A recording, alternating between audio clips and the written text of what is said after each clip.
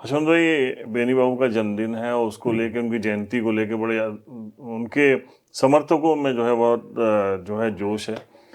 आप कब से आपका उनका साथ हुआ है या आप कब से उनके करीब गए और उनकी जो शख्सियत थी उससे आप प्रभावित हुए? बेनी बाबू का मेरी मुलाकात जो थी वो यहाँ आर्य समाज मंदिर है, डॉक्टर टंडन के क्लिनिक के करीब में। वहाँ वो बैठा करते थे और उनके 3 दोस्त थे, कौशल प्रभा चंद शर्मा साहब, प्रभाकर दत्त शुक्ला साहब, ये दोनों वकील थे, और धर्मपाल सिंह, ये सब उनके वकील थे। वहाँ उनका बैठना होता था। उधर से निकलते बैठते हमारा भी उस ज़माने में वहाँ एक शांति मेडिकल स्टोर उसके बिल्कुल सामने हुआ करता था, वहाँ अक्सर मेरा भी बैठना होता था। तो इन लोगों से भी हमारी मुलाकात रहती थी। 77 का इलेक्शन एक बड़ा मशहूर इलेक्शन वो भी था कि मोहसिन अकीदबाई का सीधे मुकाबला था बेनी प्रसाद वर्मा साहब से। बहरहाल उसमें वो चुनाव जीत गए और वहाँ से वो हुए। पहली सरकार तो जो बनी वो राम नरेश यादव साहब, उसमें बेनी बाबू मंत्री इसलिए नहीं हो पाए कि वो जेल नहीं गए थे इमरजेंसी में, लेकिन कुछ ही दिन के बाद सरकार बदली और वो मंत्री बन गए बाबू बनारसी दास साहब के मंत्रिमंडल में। बस वहाँ से उन्होंने जो चेंज लिया है, तो सबसे पहले वो गन्ना मंत्री बने। तो गन्ना मंत्री की हैसियत से उन्होंने लाखों रुपया उस ज़माने में बाराबंकी समेत उत्तर प्रदेश के विभिन्न जनपदों के किसानों का बाकी था शुगर मिलों पर। एक कलम से उन्होंने साहब माफ़ किया और कहा कि एक कलम से उन्होंने आदेश किया कि सारे किसानों का जितना गन्ना का बकाया जाता है ये सारा तुरंत अदा किया जाएगा। मतलब वो अपना अंदाज जो बेनियो का था वही उन्होंने उसमें दिखाया। बस वहीं से सबसे ज़्यादा उसका फ़ायदा ये हुआ, जो हुआ वो बाराबंकी ज़िले को हुआ। आर्डर वो पूरे उत्तर प्रदेश का था, लेकिन फ़ायदा सबसे ज़्यादा हुआ बाराबंकी का, इसलिए कि बाराबंकी में 2 शुगर मिल थी, एक बुढ़वल शुगर मिल, एक बाराबंकी चीनी शुगर मिल। इन पर करोड़ों रुपया बाकी था। ये बात बिल्कुल सही उस ज़माने में, यानी 77 में और आज के रुपए में कितना अंतर है। उस वक्त करोड़ों रुपया बाकी था और एक से उन्होंने ऑर्डर कर दिया कि साहब ये रुपया बस अच्छा, यहाँ से बेनियो पॉपुलर हुए बस यहाँ। लेकिन अगले ही चुनाव 1980 में वो रिजवानुर रहमान किदवई साहब से हार गए मसौली में। उसके वो कांग्रेस की लहर चल गई। अच्छा, इंदिरा गांधी की लहर, हाँ वो लहर, चूंकि 2-2.5 साल में जनता पार्टी का प्रदर्शन कुछ बहुत अच्छा नहीं रहा और इंदिरा गांधी को कई बार जेल जाना पड़ा। उसके वजह से इंदिरा गांधी ने जनता में एक अलग लोकप्रियता हासिल की और उसका ये हुआ कि वरना तो 1977 में 9 प्रदेश ऐसे थे जहां कांग्रेस का खाता नहीं खुला था, लेकिन इतनी जल्दी इंदिरा गांधी ने राइज किया उसमें। कुछ तो इनके आपस के इख्तलाफात, ये तो कई दलों का मजमुआ था जनता पार्टी जो थी। तो बहरहाल उसका नतीजा ये हुआ कि 1980 के लोकसभा के इलेक्शन में भी और विधानसभा के इलेक्शन में भी लहर कांग्रेस की चल गई और उस लहर में बेनी बाबू रिजवानुर रहमान किदवई साहब से चुनाव हार गए 80 में। उसके बाद फिर 84 आया। अच्छा, 80 में चुनाव हारे। हाँ, फिर वकालत भी की इन्होंने और आप लोगों के साथ बड़ा बैठका सुना। रसीले होटल धनोखर पे टेंट हाउस पे बैठना होता था। रसीले मतलब बड़ा रिक्शे से साइकिल से, जो लोग बताते हैं कि बाबूजी साइकिल पे भी बैठ लेते थे और रिक्शे पे भी। कई बार तो ये होता था कि धनोखर पर कोई उनको रिक्शे से ही वो जाते थे, धनोखर से अपने घर कंपनी बाग। कई बार कोई नहीं मिलता था तो हम ही लोग कोई उनको छोड़ने भेजा जाता था किसी को। उस ज़माने में बहुत कम लोगों के पास स्कूटर भी था, स्कूटी तो चली नहीं थी, स्कूटर बहुत कम लोगों को पास है, कभी कभी उससे, लेकिन उनका पाबंदी से आना बैठना। वो शतरंज के बहुत शौकीन थे। तो धनोखर चौराहे के करीब ही मैनपुरी वाली गली में एक पंडित साहब रहा करते थे, चतुर्वेदी जी। वो बड़े वकील थे, आनंद शंकर चतुर्वेदी साहब। उनके यहाँ ये लोग बैठ करके शतरंज खेलते। शतरंज की खिलाड़ी गिने चुने तो उसमें एक केन राजदान साहब जो गवर्नमेंट कॉलेज के प्रिंसिपल रहे, सिटी कॉलेज के प्रिंसिपल रहे और डिप्टी डायरेक्टर ऑफ एजुकेशन के ओहदे से रिटायर हुए हैं। वो भी वहाँ पाबंदी से शतरंज के खेलने के, तो वहाँ से बस ये लोग उठते थे, उनका वक्त लगभग तय था 8:30-9 बजे। तो वहाँ से जब उठते तो हम लोग को धनोकर चौराहे पर हम लोग पहुँच चुके होते थे, बस वहाँ बैठ जाना। और दिन में ज़्यादा वक्त उनका रसीले होटल पर बैठता लगता था। अक्सर दिन में खाना भी वहीं खा लेते थे, यहाँ फैमिली रहती भी नहीं थी। देखिए, ऐसा है कि मेरी बेनी प्रसाद जी से जो ज्यादा मुलाकात हुई 75 के बाद हुई, क्योंकि तब हम आपातकाल से छूटे 76-77 में। तो यहाँ दो लोग थे, एक तो बेनी बाबू के विरोध में अनंतराम जायसवाल जी थे, और दूसरे राम किंकर जी से भी उनकी ज्यादा पट नहीं रही थी, और मेरी भी इन दोनों लोगों से नहीं पट रही थी। तो बेनी प्रसाद जी मेरे एक तरह से पार्टनर और सहयोगी और साथी हुए। बेनी प्रसाद जी का फिर वही बैठका हो गया जहां हम बैठते थे। रसीले होटल। जैसे रात को हम लोग और हशमतुल्ला भाई और बहुत लोग बैठते थे धनोकर चौराहे पर, वहां भी बेनी प्रसाद जी बैठते थे। बेनी प्रसाद जी चाय पीने के कोई शौकीन नहीं थे, लेकिन जो लोग चाय पीने के शौकीन थे उनको वो चाय पिलाते थे। और वो 78 वाले में वन मंत्री हो ही गए थे दूसरे राउंड में।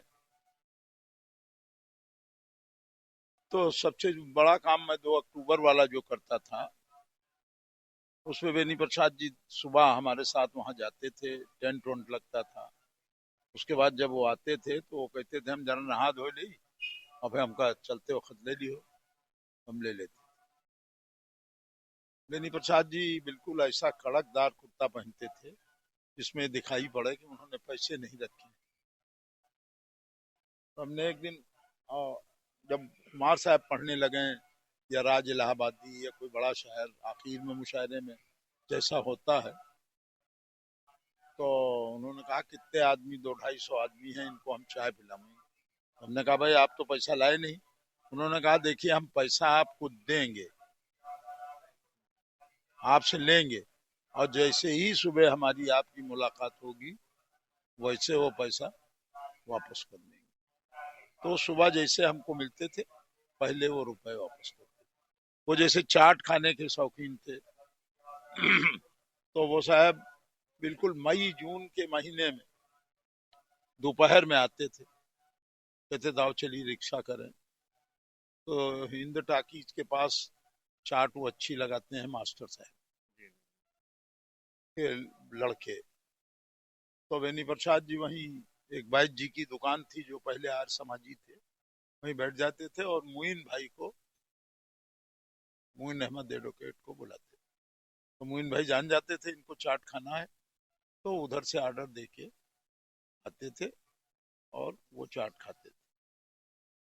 बेनी प्रसाद जी मूलतः साधारण से साधारण आदमी का जिनसे संबंध था, और उनके साथ उन्होंने वो निर्वाह किया। जैसे जहाँ हम लोग बैठते थे वो तो टेंट का काम करते थे, उनका क्या नाम था, बब्बन। बब्बन साहब वहाँ बैठते थे। जब वो बड़ी ताकत में आए तो फिर बब्बन को उन्होंने चुनाव का पूरा काम दिलवाया। तो इस तरह से वो उनके साथ जो छोटे लोग लगे थे उनका उनका उन्होंने ख्याल किया। और जैसे सत्री के अनवार मियाँ थे, उनके लड़के को उन्होंने टेलीफोन में रखा। और तो और साहब जो रामनगर में कॉलेज था जिसके कोने पर होटल था छप्पर में, तो बेनी प्रसाद जी कभी वहां बैठा करते थे। अपने गांव से आए रामनगर तहसील वहसील को, तो उस आदमी की उम्र ठीक करा के, तो बुढ़ा आदमी था, कैसे उसकी उम्र ठीक करा के उन्होंने नौकरी उसको दिलवाई। जब हमने उसको देखा तो हमने पूछा यार तुम होटल, कहने भैया होटल अब चल नहीं रहा है, बाबूजी को तकलीफ से नौकरी तो इस तरह से बहरहाल उन्होंने अपनी ऐसी पब्लिक में वो किया। बस 1984 में जब वो फिर विधायक हुए मसौली से, बस वहीं से उनकी शोहरत को पर लग गए। 84 में किसको हराया उन्होंने फिर? इमरानुर रहमान किदवई को। तब रिजवान साहब को टिकट नहीं मिला तो उन्होंने उनकी जगह पर रिजवानुर रहमान, उनके छोटे भाई हैं, अभी मौजूद हैं, उनको टिकट मिला। उसमें बेनी प्रसाद वर्मा साहब चुनाव जीत गए। उसके बाद मगर सरकार कांग्रेस की बनी तब भी। अच्छा, बड़े बेतकल्लुफी से वो मतलब मंत्री भी हो गए थे, उसके बाद भी सिगरेट मांग लेते थे हाँ किसी से, ये सब। हाँ। बेतकल्लुफी तो उनकी हमेशा कायम रही। बेतकल्लुफी का तो उनके ये आलम था। और सबसे बड़ी उनकी जो विशेष बात थी उनकी ज़िंदगी की, वो बात ये थी कि कभी भी सरकार में इतना बाराबंकी में मंत्री तो हमेशा हुए। ये बात बड़ी महत्वपूर्ण है कि बाराबंकी वो ज़िला है कि जहां आज़ादी से पहले जो इंटरिम गवर्नमेंट बनी थी उसमें भी बाराबंकी के मंत्री हुए थे 2। और उसके बाद आज़ादी के बाद कोई सरकार शायद ही ऐसी बनी हो जिसमें बाराबंकी का मंत्री न रहा हो। उस परंपरा लगभग आज भी कायम है। लेकिन बेनी प्रसाद वर्मा से ज़्यादा पावरफुल मिनिस्टर, एक साथ 12 विभागों के मंत्री थे वो। अफसर डरते बहुत थे उनसे बात हाँ, करते। भरपूर। बागला साहब वो पीडब्ल्यूडी के वो थे, बड़े मशहूर आईएएस गुजरे हैं बागला साहब। तो बागला साहब भी मुलायम सिंह साहब के सीधे संपर्क में रहते थे। बेनी बाबू को वो विभाग मिल गया, उसी के वो प्रमुख सचिव। बागला साहब बजाय इनके पास आने के और वहाँ पहुँच गए मुलायम सिंह साहब के यहाँ। ये बात किसी ने बाबूजी को बता दी कि बागला साहब वहाँ मुख्यमंत्री के यहाँ बैठे। इन्होंने फ़ोन लगाया और पूछा मुख्यमंत्री जी से, क्या आपने बागला साहब को बुलाया है? तो कहने नहीं, मैंने तो नहीं बुलाया। कहने लगे ये वैसे वहाँ कहाँ बैठे, ये बिल्कुल तरीका चलेगा नहीं कि मंत्री मेरे विभाग, सचिव मेरे विभाग का प्रमुख सचिव वो बैठा आपके वहाँ। उन्होंने कहा भैया हमने नहीं बुलाया। और उसके बाद फिर वहाँ से फिर अब बागला साहब की माफ़ी मांगते मांगते हालत ख़राब, राइट टाइम हो गए। बागला साहब बहुत मशहूर आईएएस गुजरे हैं। वो जिस विभाग में भी रह गए, मसलन वो जेल विभाग में रहे तो आज भी वो जेल विभाग में आप वो वार्ड देख लीजिए, राम सेवक यादव वार्ड उसका नाम रखा है। इस जेल में राम सेवक यादव साहब रहे हैं तो उसमें रखा। वो खुद चाय के बहुत शौकीन थे। तो आपको पता होगा कि पूरे उत्तर प्रदेश में कैदियों को चाय मिलने का सिलसिला है वो बेनी प्रसाद वर्मा साहब ने जेल मंत्री की हैसियत से शुरू किया था। अच्छा, क्या जिले के पहले कुर्मियों के बड़े नेता थे बेनी बाबू? नहीं नहीं, ऐसा नहीं था। लल्ला जी बड़े नेता थे, भगवती प्रसाद जी सबसे बड़े नेता थे, और पुतूलाल जी कांग्रेस के अध्यक्ष ही थे।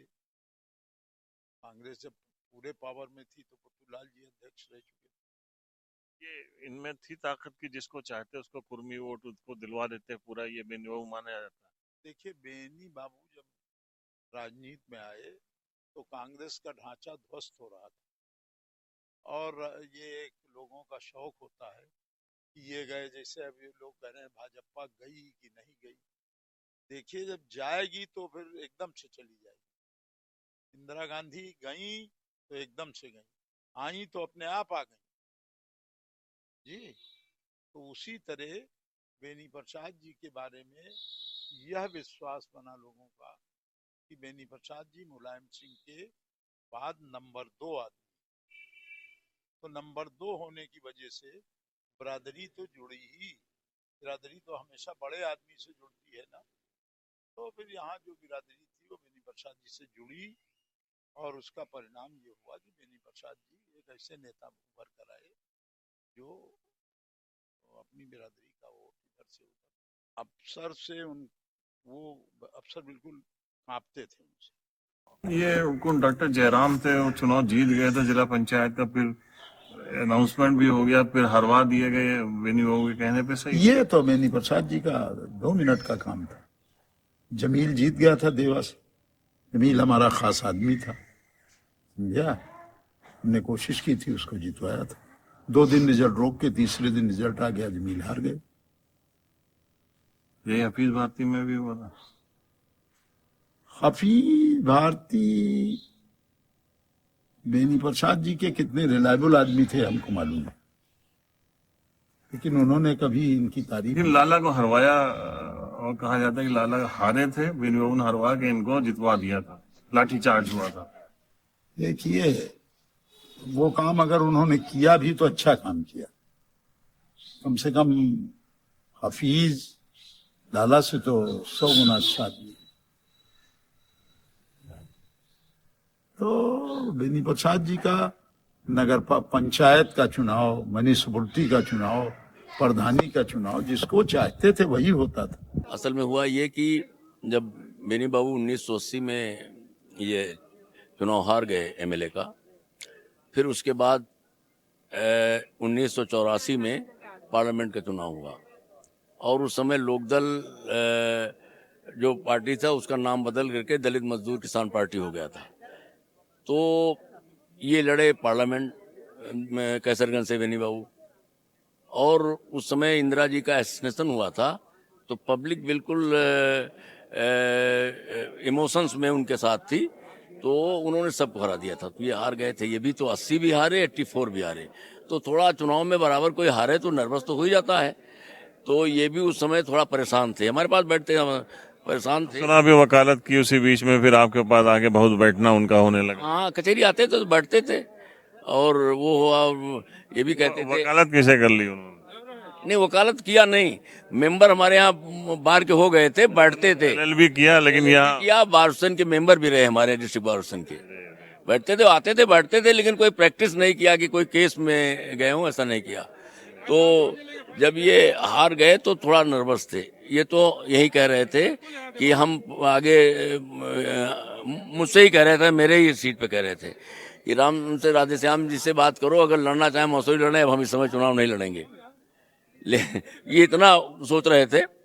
लेकिन कुछ ऐसा हुआ कि पंडित श्यामलाल वाजपेयी जी उस समय डिप्टी मिनिस्टर हुआ करते थे कांग्रेस पार्टी में, उनको टिकट 85 में नहीं मिला। जब उनको टिकट नहीं मिला तो उन्होंने बेनी बाबू से कहा कि मैं इस किदवाई परिवार को जीतने नहीं दूंगा, मैं आपकी कुछ पोलिंग जो हमारे गांव के आसपास हैं उसमें मैं आपकी बम्पर मदद करूंगा, अब आप लड़िए।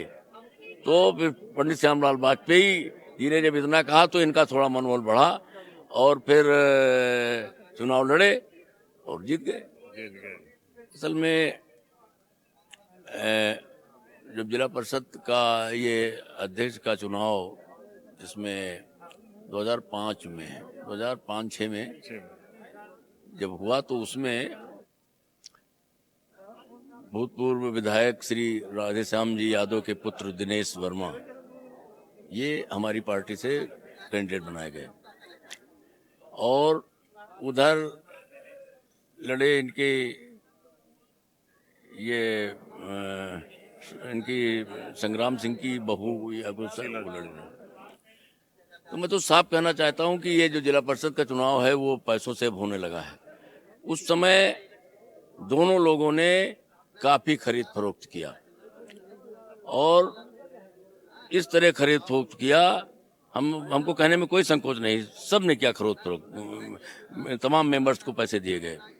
और उसमें कुछ ऐसा हुआ कि जैसे मान लीजिए हमारी पार्टी से या इनसे कुछ पैसा लोगों ने लिया हो, तो उसके बाद फिर दूसरी पार्टी ने जो अपोनेंट थे इनके वाले, इन लोगों ने उनको अप्रोच किया, तो ये तय हुआ कि ठीक है आप हमें इतना कर दीजिए, और उन लोगों ने कुछ से शर्त लगाई कि इतना आप कर दीजिए, मैं बैठूंगा उनके बस्ते पर, वोट आपको करूंगा। तो अगर इतना विश्वास करें तो वो तो उसमें 4-5-6 मेंबर इस तरह के थे जो सुनने में आया कि वो बैठे तो राधे श्याम जी के बस्ते पे, हम लोग यहाँ थे, और वोट कर दिया जाकर के उनको। तो दोनों लोग आश्वस्त थे कि हम जीतेंगे। और हम इसलिए कहते हैं कि उसी समय इनका भूतपूर्व विधायक हरदेव जी का बड़ी जो है एक बड़ी मतलब दर्दनाक हत्या हुई, उसी में किसी खरीद फरोख्त में लेने में वहाँ लगी। तो जब ये उनकी हत्या हो गई तो वोटिंग हो रही थी, वो थोड़ी देर के लिए रुक गई, आध पौन घंटे के लिए। मुलायम सिंह जी भी आ गए थे, चीफ मिनिस्टर यहाँ से आ गए थे। जब वो रुक गई तो फिर वोट शुरू हुआ। जब वोटिंग फिर शुरू हुई तो वोटिंग हो गई।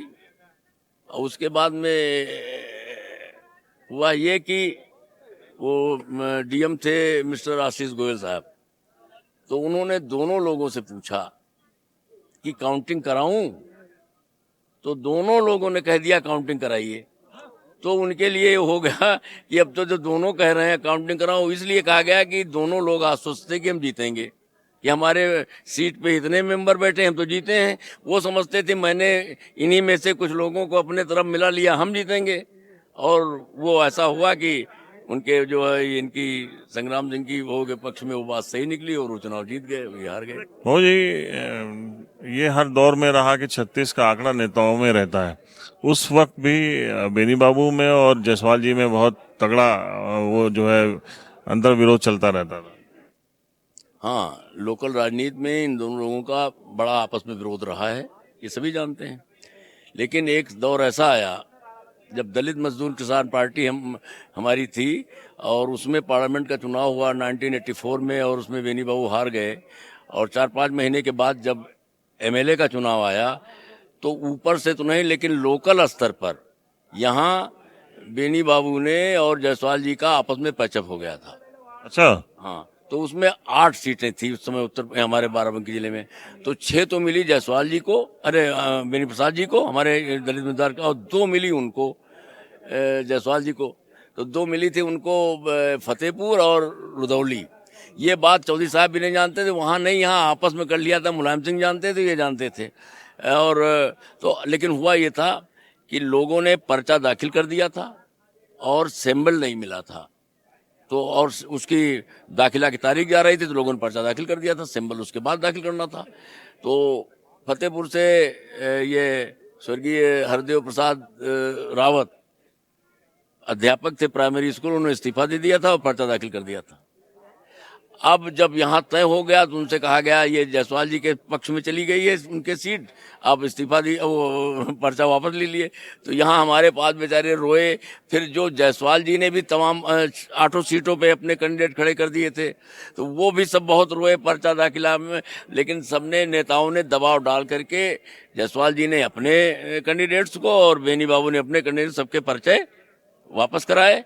लेकिन कुछ संयोग ऐसा बना कि दोनों सीटें जायसवाल जी की, फतेहपुर भी वो नहीं जीत पाए और प्रदीप यादव जी लड़े थे रुदौली से, स्वर्गीय मरगूब साहब जीत गए, वो दोनों सीट नहीं देंगे। और 6 में मुझे लगता है 3 सीटें हमें इसको दलित मजदूर किसान पार्टी मिली, वो रामनगर और सिद्धौर और ये और मसौली।